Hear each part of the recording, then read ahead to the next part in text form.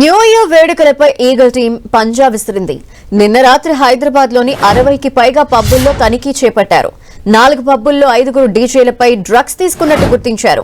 Prohibition and excise పోలీసులతో హైదరాబాద్, సైబరాబాద్, రాచకొండ కమిషనరేట్ల పరిధిలోని పబ్బుల్లో సోదా చేశారు.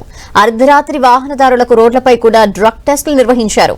వాహన తనిఖీల్లో 38 మందికి డ్రగ్ స్క్రీనింగ్ టెస్టులు చేయగా ఒకరికి పాజిటివ్ వచ్చింది. మరిన్ని వివరాలు మా ప్రతినిధి కిరణ్ అందిస్తారు. కిరణ్,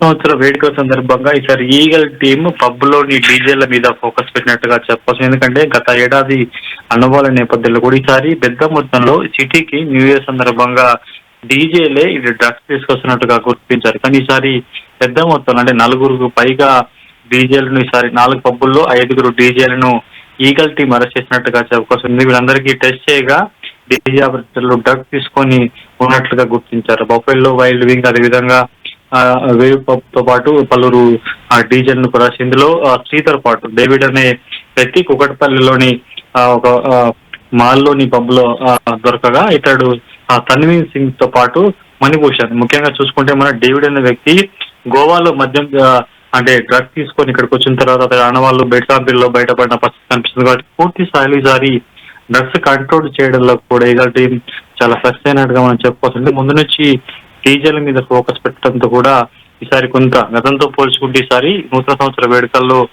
డ్రగ్స్ వినియోగం కొంత గణనీయంగా తగినట్టుగా మనం చెప్పుకోవాలి. Right Kiran, thank you.